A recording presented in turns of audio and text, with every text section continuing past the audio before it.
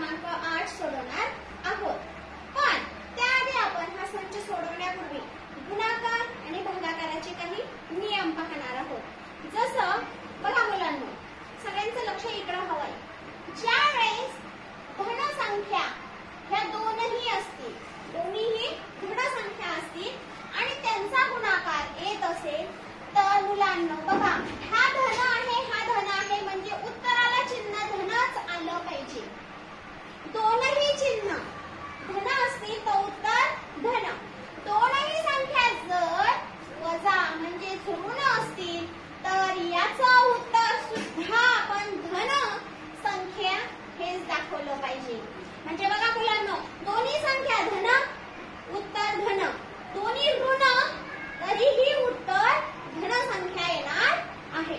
दोघांपैकी एक जरी चिन्ह ऋण आलं, उदाहरणार्थ पहिली संख्या धन आहे, दुसरी संख्या ऋण आहे, अशा संख्यांचा गुणाकार नेहमी ऋण असाच द्यायचा। चिन्ह त्याला ऋण आलं पाहिजे। मग ते पहिल्यांदी धन नंतर ऋण असलं तरी ऋण चिन्ह द्या, किंवा पहिल्यांदी ऋण आणि नंतर धन असेल तरीही चिन्ह ऋण द्या। हा जो मुलांनो नियम आहे, हा गुणाकार आणि भागाकार या दोघांसाठी सुद्धा आहे। कोणासाठी? गुणाकारासाठी सुद्धा आणि भागाकारासाठी सुद्धा। चला तर मुलांनो, आता आपण या सराव संचात दिलेली उदाहरणं बघूया। मुलांनो, पहिलं उदाहरण जर पाहिलं तर 5 या संख्येचं चिन्ह आहे ऋण आणि 7 या संख्येचं चिन्ह पण आहे ऋण। मग आपण मगाशी जो नियम सांगितला त्या नियमानुसार उत्तर हे धन येणार आहे। उत्तर काय येणार आहे? धन। आता रेग्युलरली आपण जसा गुणाकार करतो त्याच पद्धतीने गुणाकार करायचा आहे।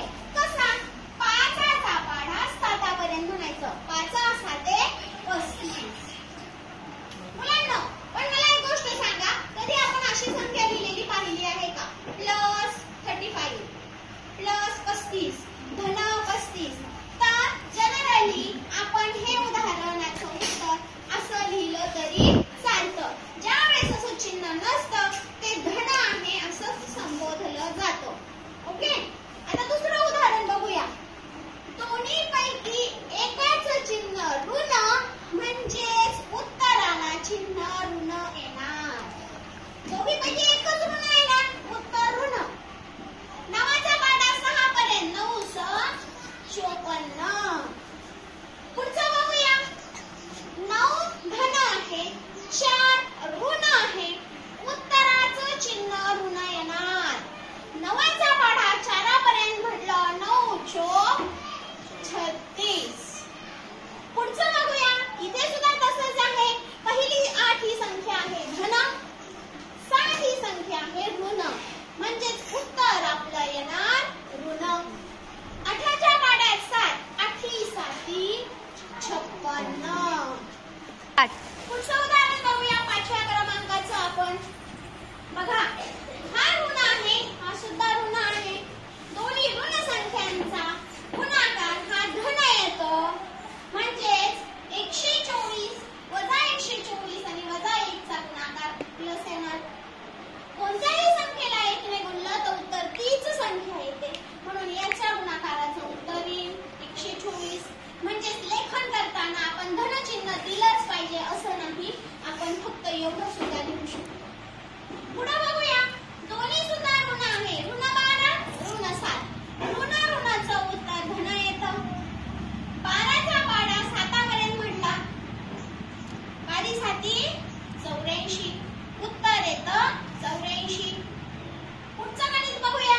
ऋण संख्या आहे, ही पण ऋण संख्या आहे। मुलांनो, आपण बघूया, साईडला गुणाकार करूया। 63 ला 7 ने गुणूया।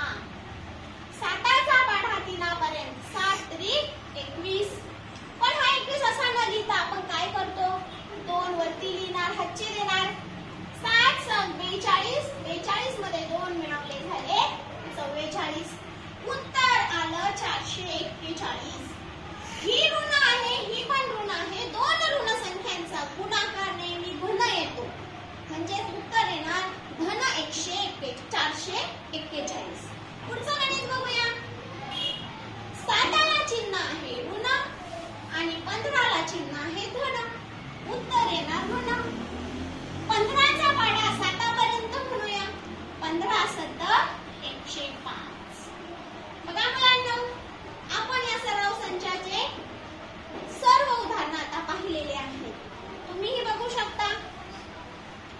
पद्धतीने याची उत्तरं तुम्ही स्वतः चेक करू शकता. तर पुन्हा भेटूया आपण पुढच्या सराव संचामध्ये. तोपर्यंत नमस्कार.